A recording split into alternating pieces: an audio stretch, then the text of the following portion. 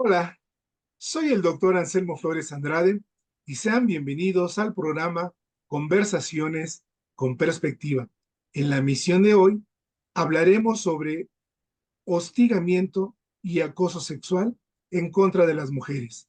Y para conversar sobre el tema, tenemos como invitada a la doctora Sonia Frías Martínez, quien es doctora en sociología por la Universidad de Texas en Estados Unidos y actualmente es investigadora titular de tiempo completo del Centro Regional de Investigaciones Multidisciplinarias de nuestra máxima casa de estudio, la UNAM. Por supuesto, es miembro del Sistema Nacional de Investigadores y cuenta con 15 años de experiencia como investigadora en distintas instituciones de España, México y Estados Unidos. La doctora Sonia Frías es autora de diversos libros, artículos académicos y capítulos de libros publicados en México y Estados Unidos. Sus temas de investigación versan sobre género y relaciones familiares, particularmente violencia de pareja contra las mujeres, violencia de género en el ámbito laboral y educativo, violencia contra la infancia y el rol del Estado en garantizar que las mujeres vivan una vida libre de violencia. Doctora Sonia Frías, gracias por haber aceptado nuestra invitación para poder estar con nosotros. No, al contrario, digo, me honra muchísimo, doctor Anselmo, que me haya dado la oportunidad de compartir estos momentos, tanto con usted como de todas las personas que puedan estar escuchando. Qué amable, doctora Sonia. Y pues vamos a aprovechar el tiempo que tenemos y voy a iniciar esta conversación. Y para ello quisiera iniciar con dos preguntas que en mi opinión son básicas. La primera es, ¿qué debemos entender por hostigamiento y acoso? Y sobre todo, ¿qué tipo de conductas se consideran de hostigamiento y qué tipos son de acoso? La escuchamos. Muchísimas gracias. Bueno, pues la ley la define el acoso y hostigamiento sexual que normalmente se produce en contextos de relación educativos y laborales como el ejercicio del poder en una relación de subordinación de la víctima frente a la persona agresora, tanto en el ámbito educativo o laboral. Esto acaba siendo un poco complicado porque en otros países no hay esta distinción entre acoso y hostigamiento sexual. Por ejemplo, en inglés solamente se habla de sexual harassment y no hay una diferencia entre hostigamiento y acoso sexual. Nuestra legislación, concretamente la Ley General de Acceso de las Mujeres a una vida libre de violencia, marca que el hostigamiento sexual se produce cuando hay una relación jerárquica, ya sea laboral o ya sea educativa, entre la persona que perpetra la conducta y quien la reciba, y el acoso acaba siendo entre personas que tienen la misma posición. Un ejemplo. Por ejemplo, en el ámbito educativo, el acoso se produciría entre un estudiante y otro estudiante, estudianta, ¿vale? O, por ejemplo, entre un profe y otra profe, ¿vale? En cambio, el hostigamiento se produce cuando hay una relación jerárquica. ¿Y a qué me refiero con ello? Por ejemplo, cuando es de un profesor o profesora hacia un estudiante. Entonces, esa es como parte de la diferencia. Lo que hay que comprender es que cuando estamos hablando de acoso y hostigamiento sexual, estamos refiriéndonos a una manifestación de las violencias de género. Y con eso me estoy refiriendo a esas violencias que se acaban produciendo derivadas de determinadas estructuras sociales que mandatan, no mandatan, ¿no? En realidad no, pero que sí establecen determinadas jerarquías entre las personas de un sexo o género y las de otro. Entonces, por ejemplo, cuando estamos hablando de una situación en la cual un profe dice, a ver, las niñas no hablen, vengan al pizarrón porque ustedes tienen más bonita letra. Bueno, ¿y quién ha dicho eso? ¿No? Eso acaba siendo un estereotipo, de la misma manera en que también se cree que las mujeres podemos ser más cuidadosas, pero eso no es cierto. Es decir, hay de todo, ¿no? Sí, muy cierto. Y qué bien que comentó esto de que el hostigamiento y acoso sexual eh, forma parte de esto que es violencia de género, porque he Ujú. escuchado que a veces algunas personas tratan o los ven como sinónimo, pero no. Digamos que la violencia de género es más amplia y el hostigamiento y acoso sexual es, digamos, más específica. Y Claro. doctora Sonia Frías, algo que sí quisiera para el público que nos va a ver y escuchar, para que dimensione el tamaño del problema o este fenómeno, eh, ¿de qué tamaño es el problema del hostigamiento y acoso sexual en contra de las mujeres en México?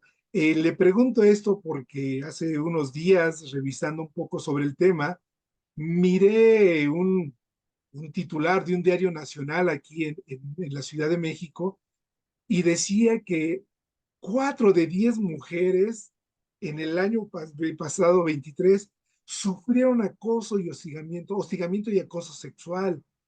¿Son cifras reales o apenas se acercan a la realidad?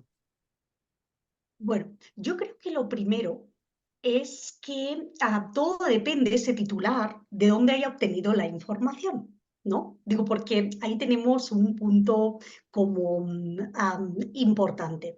Lo que sabemos es que las cifras de acoso y hostigamiento sexual en el ámbito educativo y laboral, digo, porque solamente la Ley General de Acceso de las Mujeres a una vida libre de violencia lo contempla en estos dos contextos de relación o ámbitos, pueden ser denominados así. Lo que ocurre, por ejemplo, en espacios públicos, como por ejemplo en el transporte, en la calle, en las redes, acaba teniendo otro nombre, ¿vale? Se llamaría, por ejemplo, acoso sexual en espacios públicos, etcétera, ¿vale?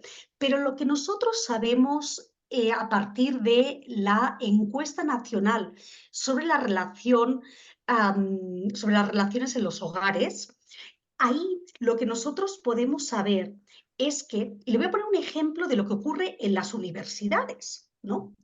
Es que solamente en el año 2021, casi 2 de cada 10 mujeres universitarias padecieron situaciones de acoso u hostigamiento sexual. ¿Vale? Entonces, estamos hablando de una cifra importante si consideramos que es 2 de cada 10 solamente en el último año, más lo que acaba sucediendo en el empleo, que en el empleo acaba siendo también una problemática muy parecida. Entonces, dependiendo de cómo hayan realizado ese estudio, si es una muestra representativa, no sé si sea nacional o de alguna entidad federativa, etcétera, claro que evidentemente puede ser factible la cifra que usted acaba de comentar. Sí, la tomaron de un informe sobre su seguridad pública e inclusive, doctora, eh, hay una encuesta que hace InMujeres, el informe 2022, se llama Denuncias de hostigamiento sexual y acoso sexual en la Administración Pública Federal. Ah, Y según este informe del 2022, la cifra que reportan, y es al órgano de ética, son ujú, ujú. 505, y me sorprendió mucho saber que es el Instituto Mexicano del Seguro Social, el Colegio de Bachilleres, el Instituto Politécnico Nacional y la Autoridad Educativa Federal en la Ciudad de México son las que concentran el mayor número de denuncias. Claro. Entonces, pues es un problema eh, pues delicado, dado que se trata de instituciones que en términos generales se abocan al cuidado de las personas. Claro, imagínese, voy a hacer 2 comentarios al respecto de lo que me comenta. El primero es que, fíjese que está hablando usted de instituciones de la Administración Pública Federal, que lo que tenemos es que a partir del año 2015, que se aprueba el primer protocolo para prevenir y atender la violencia de género en la Administración Pública Federal, han generado mecanismos y han generado instituciones. ¿Se puede usted imaginar lo que no estará sucediendo para aquellas mujeres que están empleadas en el sector privado? Aquellas mujeres, incluso que estando en el sector privado, tienen una situación de informalidad y lo único que está reflejando los datos que usted me está comentando es precisamente la punta de la punta del iceberg, porque el problema es muchísimo mayor. Aparte, tengamos en cuenta que todas estas iniciativas para erradicar, bueno, erradicar es la última fase, ¿no? Pero prevenir, atender y sancionar el acoso y hostigamiento sexual, tanto en el ámbito educativo como en el ámbito laboral, pues todas estas iniciativas normalmente en el sector público se inician desde nuestra federación y van bajando a otros niveles. Sabemos también que no es el riesgo de padecer situaciones de acoso y hostigamiento sexual no es el mismo para todas las mujeres, en el sentido de que hay determinadas ocupaciones, hay determinadas profesiones y ámbitos productivos en los cuales hay un mayor riesgo de que las mujeres principalmente padezcan situaciones de acoso y hostigamiento sexual. Por ejemplo, los datos de la ENDIRE 2021 nos muestran cómo las mujeres empleadas en maquilas y en fábricas tienen un mayor riesgo de padecer acoso y hostigamiento sexual. Es por ello que algunos estados del norte de nuestro país, como por ejemplo pudiera ser el estado de Chihuahua, que se caracteriza, ¿no?, por ese tipo de industrias, pues acaba teniendo una mayor prevalencia del fenómeno. Entonces, si así está pasando en la Administración Pública Federal, imagínense lo que no está sucediendo en las empresas privadas. Además, son las que solo se denuncian, sin tomar en Claro, cuenta aquellas que no se denuncian. totalmente. Y fíjese, por ejemplo, que en el caso, por ejemplo, de las universidades, de lo que sucede en las universidades, como para centrarlo de alguna manera, solamente el 12,5% de las mujeres que padecieron alguna situación de acoso y hostigamiento sexual fueron a buscar ayuda. Y claro, que uno vaya a buscar ayuda, eso no quiere decir que uno acabe denunciando, ¿no? Digo, porque sabemos que después existen ciertas barreras, etcétera, etcétera. Entonces, esto a grandes rasgos, pues nos muestra que las cifras de denuncia básicamente son alrededor del 10% de la magnitud del fenómeno. ¿Por qué? Porque al menos en el contexto universitario, de todas las mujeres que van a buscar ayuda, que repito, fueron 12,5%, solamente el 81% puso una queja. Entonces, a grandes rasgos, estamos hablando que solamente una de cada 10 situaciones está siendo recogida por estos datos de carácter administrativo, como el que usted nos comenta de lo sucedido en la Administración Pública Federal. Solo para agostar esta dimensión del tema, doctora Sonia, he observado yo, y creo que muchos hemos sido testigos, de que en las universidades, sea de nivel superior o medio superior, eh, ponen tendederos. Esta Ah, es una expresión de que, o una prueba de que las denuncias que hacen las personas que sufren hostigamiento y acoso sexual no ven atendidas sus demandas, es decir, se ven impotentes legalmente o es simplemente una alternativa a este camino jurídico, doctor. bueno, esa es una excelente pregunta, doctor, en el sentido de que tenemos numerosas quejas sobre el quehacer de las instituciones cuando las personas van a quejarse sobre una situación de acoso y hostigamiento sexual.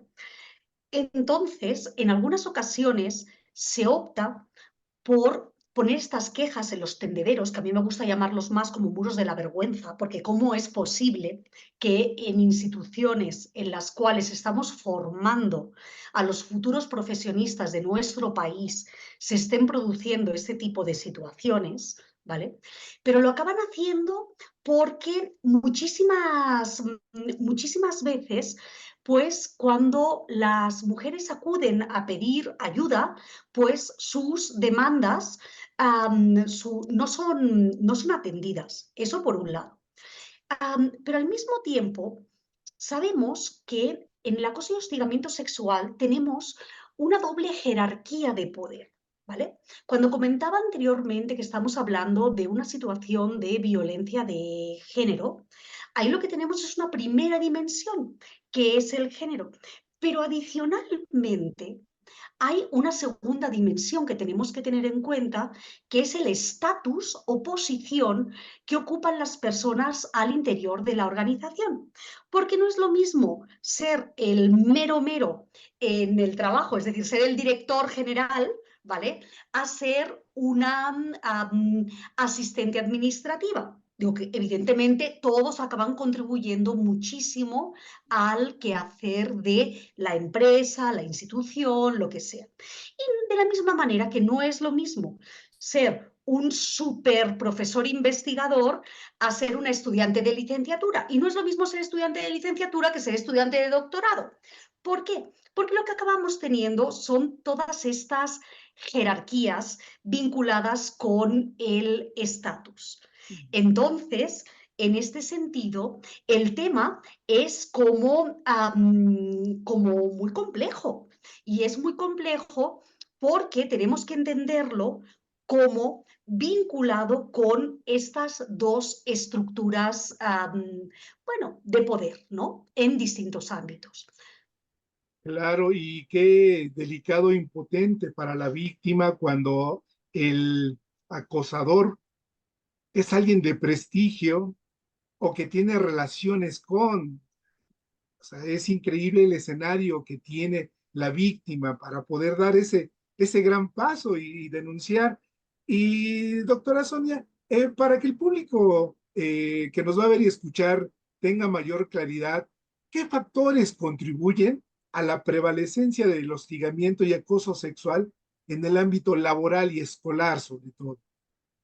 Bueno, antes de eso, si me permite, Sí, quisiera hacer sí, una precisión porque me he estado dando cuenta, digo, que hemos estado hablando de acoso, hostigamiento sexual y que a lo mejor algunas de las personas que nos están escuchando, pues como la mayoría de nosotros, pues podemos tener como algunas ideas que no estén completas, ¿vale? Entonces, si me permite, claro. quisiera abonar en un primer momento sobre cómo se manifiesta esto del acoso y hostigamiento sexual. Muy probablemente la mayoría de nosotros, las personas que nos están escuchando, pues se imaginan pues situaciones de atención sexual no buscada, ¿no?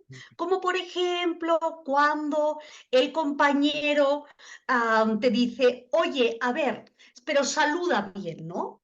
¿Y saluda bien qué significa? Pues que te acerques, que te plantee un beso, que haya determinado contacto físico, a lo mejor no desea, ¿vale? También podemos estar pensando en situaciones en las que, por ejemplo, un compañero, compañera, el jefe, pues, o un estudiante, etcétera, pues a lo mejor te regala ropa interior.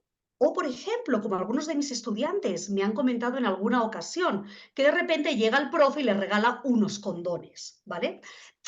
Ahí estamos en una situación de atención sexual no buscada, ¿no? Por ejemplo, los comentarios sobre partes del cuerpo, que sí que grandes, que pequeños, que no sé qué buena y qué bien, etcétera.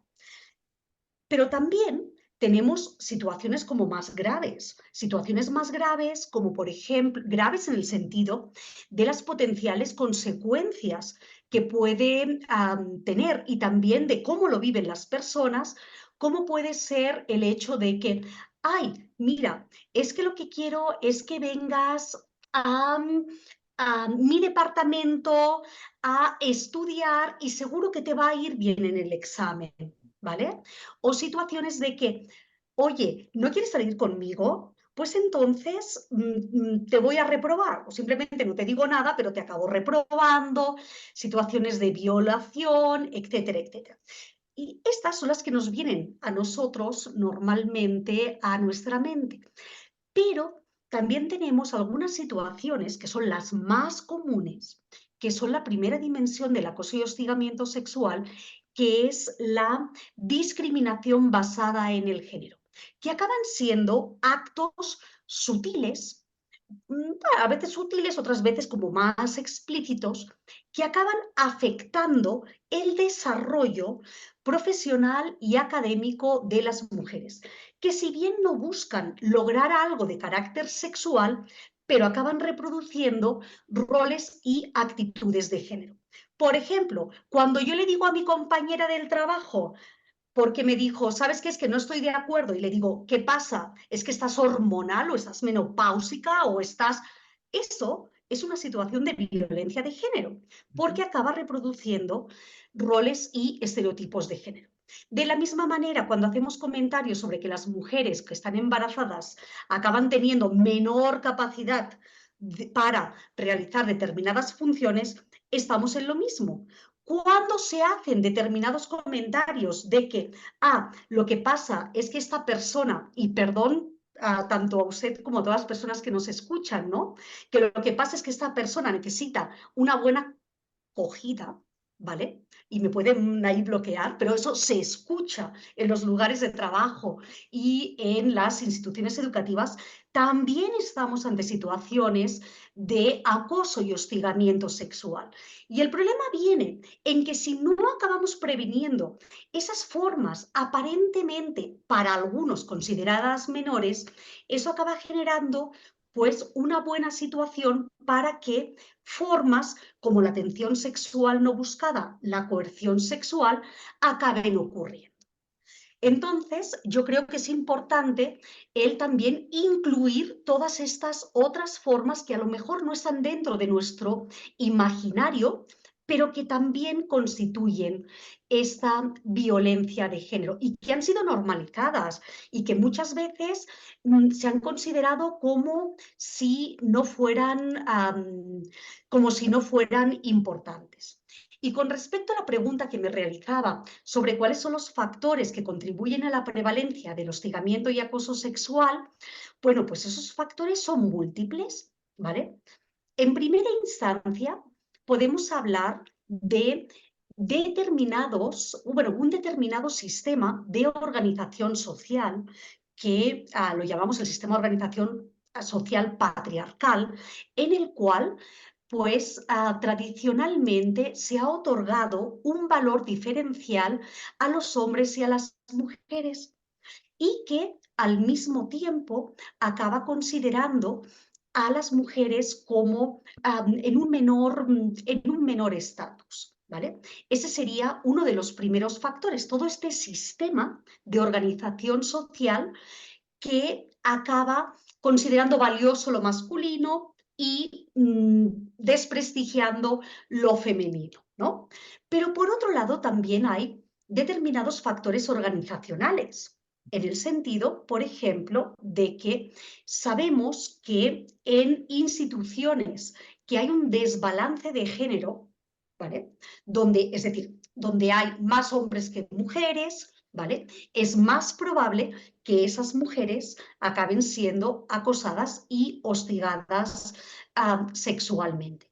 También sabemos que hay determinadas profesiones, por su propia naturaleza jerárquica, ¿vale? En el cual es mucho más factible. Ejemplo de ello, que usted mencionaba anteriormente, doctor, está el sistema de salud, ¿vale? Y el sistema de procuración e impartición de justicia junto con el de seguridad. Piense cuando vamos al médico, las regañadas que nos pone y uno no puede ni decir nada, ¿no? Entonces, imagínese si eso acaba sucediendo con los pacientes, ¿qué no debe acabar sucediendo también con las personas que están al interior de la organización? Entonces, esos factores organizacionales, estructurales y también individuales, porque el riesgo de padecer situaciones de acoso y hostigamiento sexual, pues también son contingentes, por ejemplo, a la edad. Las jóvenes y las mujeres que, por ejemplo, están separadas, están divorciadas, ¿vale? Son vistas como más accesibles. Entonces, es algo como muy complejo que no podemos atribuir solamente a una serie de factores porque tenemos factores individuales, contextuales, relacionales y también estructurales. Y muy cierto, es por eso creo que requiere esto una atención multidisciplinaria para Ujú. poder atender esto. Y hace un momento tocó esas acciones que se han normalizado en este tema, doctora Sonia. Le quiero preguntar para también el público que nos va a ver y escuchar, tome muy en cuenta esto, porque yo he escuchado que luego lo toman, estaba bromeando, no lo dijo en serio, no aguantas nada. No, creo que debe de quedar claro cuál es el impacto, doctora, del hostigamiento y acoso sexual en la salud mental de las víctimas, sobre todo cómo afectan el rendimiento escolar de las mujeres. Bueno, pues el impacto acaba siendo brutal, ¿no? Es decir, esto que muchas veces la gente dice, es que es solamente una broma, puede hacer de que tú como estudiante o como trabajadora, pues no quieras ir a una reunión o te des de baja de una determinada materia. Acaban afectando pues la autoestima, claro, está en función de qué dimensión del acoso y hostigamiento sexual. Es decir, las consecuencias sobre la salud, tanto física como mental, son innegables. Estudiantes mías han realizado investigaciones de tesis en las cuales, por ejemplo, muestran cómo a raíz de una situación de acoso sexual o hostigamiento sexual, pues se han derivado incluso intentos de suicidio, problemas alimenticios, situaciones de afectación que llegan a el insomnio, la depresión, la ansiedad, etcétera. Y solo eso, doctor Anselmo, estamos hablando de las consecuencias sobre la salud física de la víctima. Pero ojo, no solamente es la salud, sino qué repercusiones escolares tiene, porque eso puede provocar también el darse de baja de un determinado programa. Eso puede implicar menor rendimiento, eso puede implicar absentismo. Si tú sabes que vas a encontrarte con compañero, compañere que te está acosando sexualmente, no quieres ir a las clases. Y eso lo que acaba generando es una situación de desigualdad para la víctima. Pero ojo, también tenemos que pensar en todas las repercusiones um, que tiene también para las otras personas. Porque cuando uno ve, cuando uno sabe que una persona está siendo objeto de acoso y hostigamiento sexual es dinámicas de trabajo de los compañeros, etcétera. ¿Me,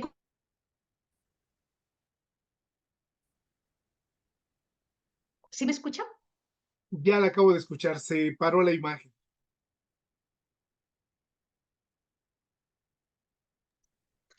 Entonces, disculpe. Entonces, es por eso que lo que tenemos es que tenemos disruptoras también para las personas que se encuentran alrededor. Doctora, antes de hacerle la última pregunta, ¿hasta dónde sus investigaciones han logrado analizar las normas que han surgido o la normatividad y reglamentación para, como bien lo comentó usted, para atender, prevenir y erradicar ese tipo de flagelo social, eh, han contribuido a su disminución? Y si no es así, en su opinión, ¿dónde está el talón de Aquiles? ¿En la propia norma o en la cultura de las personas? Uy, esa pregunta, doctor, la verdad, digo, es excelente. Fíjese que acabo de realizar una investigación que muestra precisamente que las acciones de política pública sí tienen un efecto positivo en la disminución de las situaciones de acoso y hostigamiento sexual. Por ejemplo, en las universidades que en el año 2021 tenían adoptados, es decir, que habían aprobado protocolos sobre prevención y atención del acoso y el hostigamiento sexual, el 17% de las mujeres había padecido en algún momento de su vida este tipo de situaciones. En cambio, en las que no, es el 21%. ¿Qué quiere decir? Que si hay un efecto, a lo mejor no tan contundente como quisiéramos, como podríamos esperar, de este tipo de acciones de política pública y acciones que se están implementando.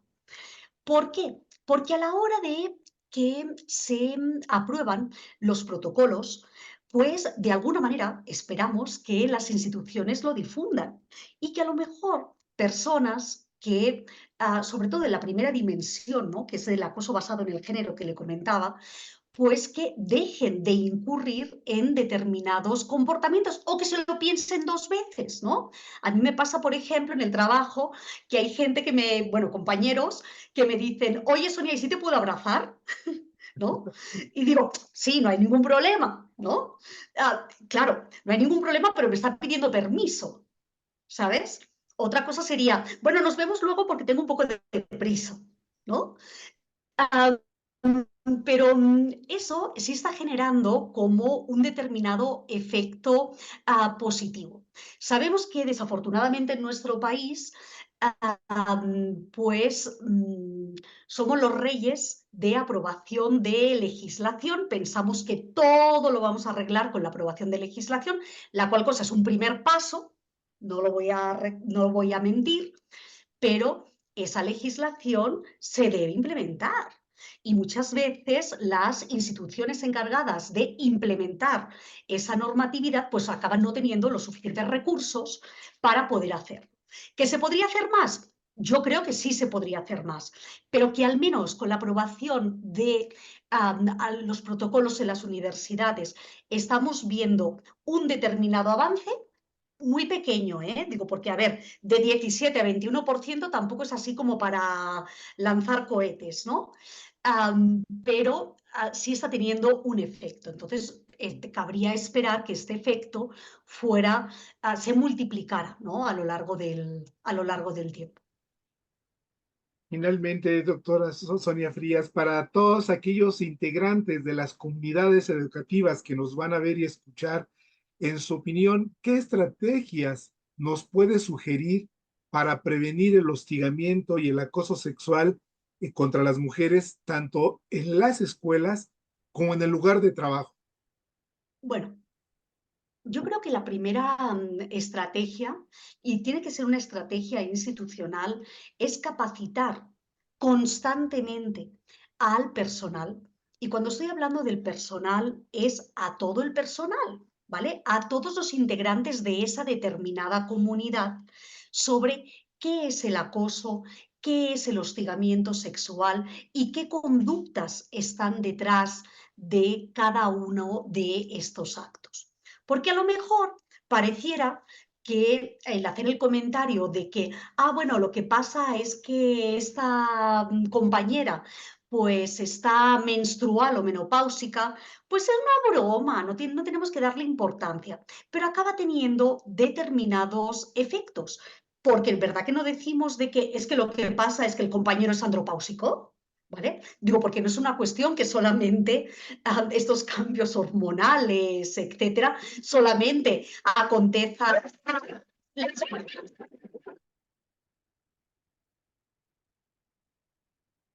Entonces, perdón, es que tengo unas perras acá, disculpen. No. Entonces, en este sentido, lo que las instituciones deben hacer precisamente es acabar de formar y de capacitar a todo el personal sobre qué es. Eso es lo primero. ¿Por qué? Porque si no nombramos, si no identificamos, entonces no podemos prevenir. ¿Vale? En segunda instancia, es súper importante el hecho de hacer una declaratoria de tolerancia cero. Es decir, que haya una línea muy bien establecida al interior de las instituciones educativas y laborales sobre que ese tipo de conductas no van a ser aceptadas. También es muy importante el hecho de que haya establecidos de una manera clara cuáles son los mecanismos a partir de los cuales, si yo padezco una situación de acoso y hostigamiento sexual, ¿dónde puedo acudir a buscar ayuda? Entonces, esos son algunos de los puntos, bueno, claro, más allá de establecer personas orientadoras, etcétera. Entonces, hay muchísimas cosas, pero yo diría que esas tres primeras cosas que le he mencionado serían algunas de las más importantes. Dos cosas respecto a lo que nos acaba de compartir, doctora Sonia Frías. Una, eh, me disculpo si la pregunta es no al lugar, pero creo que puede ser válida. Eh, Aquellas personas que se encarguen de esos órganos de ética o vigilancia tienen que ser mujeres, es decir, el género femenino garantiza que se lleve a cabo todo el procedimiento normativo legal, o más que eso, tiene que ver mejor con perfiles y cualidades de los integrantes de esos cuerpos, tanto de Contraloría Interna o códigos de ética. Es una excelente pregunta también, doctor. Fíjese que la respuesta está vinculada al segundo tema que usted ha dicho. El hecho de ser mujeres no nos garantiza que tengamos una determinada perspectiva de género, que hayamos sido personas sensibilizadas en temas de violencia de género. Entonces, es como siempre digo, ser mujer no es que sea una vacuna, no lo es más probable, ¿no? Pero no asegura. Entonces, la cuestión es que las personas estén capacitadas. Y una persona puede estar capacitada con independencia de su sexo, identidad de género, etc. Lo importante es que haya recibido determinada formación en temas de género. Por ejemplo, yo puedo encontrar en determinado momento a abogados hombres, estoy refiriéndome, que pueden tener una mayor sensibilidad a temas que tienen que ver con el género que a mujeres abogadas al respecto. Entonces, es por eso que son perfiles, no necesariamente son las personas, aunque sí sabemos que es más probable que las mujeres acabemos estando como más formadas en temas de género. Y también le quiero preguntar respecto a, a otra de las estrategias que nos compartió, si esos talleres eh, deben de ser permanentes, doctora Sonia Frías, porque a veces sucede que ya es un taller y dentro de 4 o 5 años otro taller, sobre todo en los lugares de trabajo y en las universidades, tanto de nivel media superior como superior, sí estaría de acuerdo en que casi fuesen materia obligada dentro del currículum, porque pues por experiencia yo he visto que a veces pues pasan solamente con aprobar pero no han cumplido ni han salido con esas competencias, habilidades que requieres esas materias.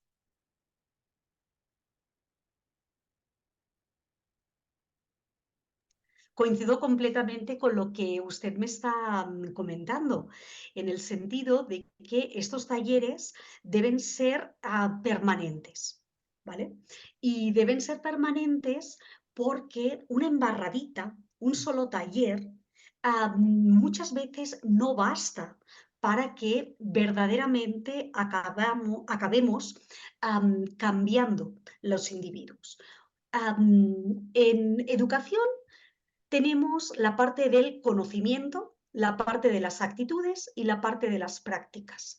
Que las personas tengamos el conocimiento, eso no quiere decir que nuestras actitudes hayan cambiado y que nuestras prácticas hayan cambiado.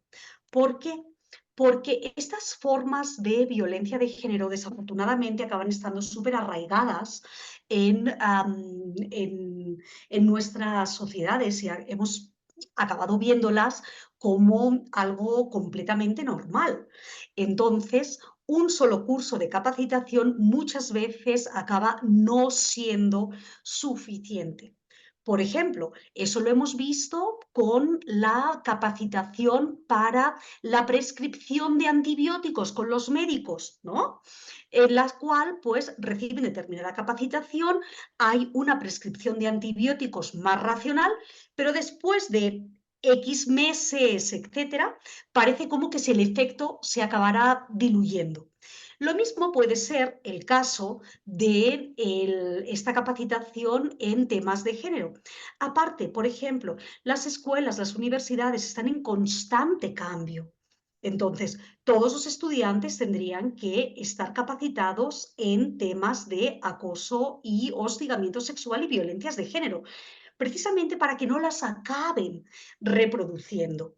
Y con respecto a lo que comentaba de que tendrían que ser materias obligatorias, afortunadamente determinadas universidades en nuestro país están cambiando sus planes de estudio de licenciatura. Ese es el caso de mi universidad, de la UNAM, digo, y perdón por la publicidad, en el cual pues hay muchos planes de estudio que se han modificado para incluir materias obligatorias en temas de género y violencias de género. Y déjeme decirle, por ejemplo, el plan de estudios de la licenciatura en odontología introdujo esa materia de carácter obligatorio antes, por ejemplo, que en la licenciatura en psicología, ¿no? Y lo mismo estamos viendo en otras universidades de nuestro país. ¿Y por qué es importante introducir el género? Porque, mire, después acabamos gastando una millonada en capacitar que sea a los fiscales, que sea a los trabajadores sociales, a los psicólogos, policías, etcétera, etcétera, en temas de género. ¿No sería mejor que estas personas acabaran estando ya sensibilizadas desde sus estudios profesionales? Y si me apura, digo, porque yo me iría mucho más atrás, desde el nivel de educación básica y educación media superior. Totalmente de acuerdo, porque creo que de ahí se debería de seguir el mismo camino que esta educación socioemocional desde los primeros años para que vayan ellos haciéndose conocimiento y practicando estas habilidades que ya en una edad, digamos, adulta, pues ya es menos difícil que tengan esos comportamientos disruptivos que hemos visto. Doctora Sonia Frías, ¿alguna reflexión que nos quiera dejar al público que nos va a ver y escuchar en relación a este tema de hostigamiento y acoso sexual contra las mujeres? Bueno, solamente pues agradecer, ¿no? En primera instancia la oportunidad de poder compartir, ¿no? Algunas de las reflexiones que hemos aquí vertido y que puede parecer algo que no tiene importancia, ¿no? En comparación con los temas tan graves que estamos viviendo en el país, como por ejemplo es la problemática de los homicidios, feminicidios, etcétera.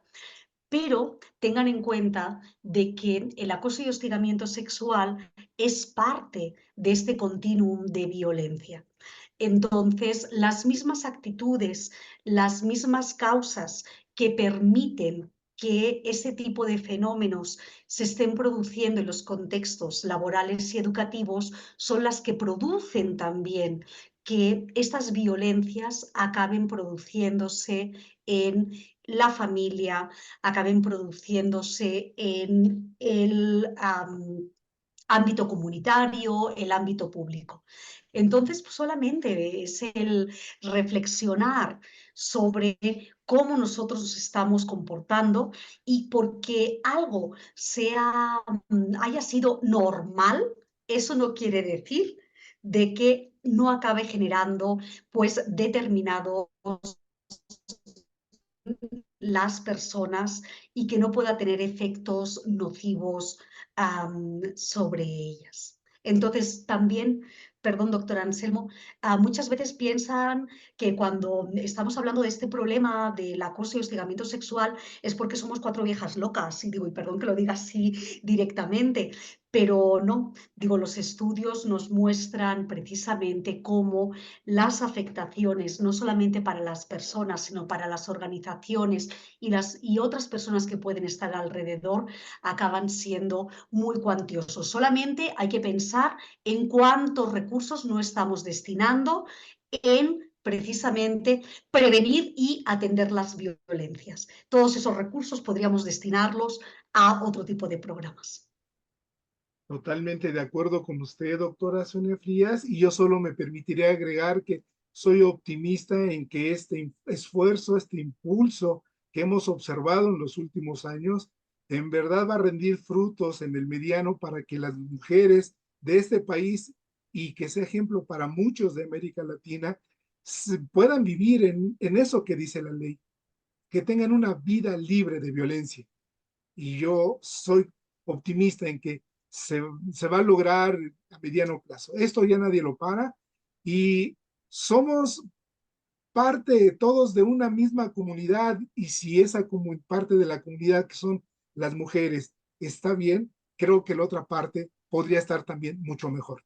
Creo Claro yo. que sí. Totalmente, coincido con usted y bueno, como acabamos siempre diciendo, ¿no? Pues por el derecho a tener una vida libre de violencia para todas las personas, pero también especialmente para las mujeres, porque no solamente padecemos las mismas violencias que padecen nuestros compañeros los hombres, sino otras específicas por el hecho de ser mujeres. Así es, doctora Sonia. Bueno, pues solo me resta decir, soy el doctor Anselmo Flores Andrade y fue un placer haber conversado con la doctora Sonia Frías Martínez, investigadora titular de tiempo completo del Centro Regional de Investigaciones Multidisciplinarias, conocido como CRIM, de nuestra máxima casa de estudios, la UNAM, y miembro del Sistema Nacional de Investigadores. Una vez más, gracias, doctora Sonia Frías, y hasta la próxima emisión. Claro que sí, muchísimas gracias.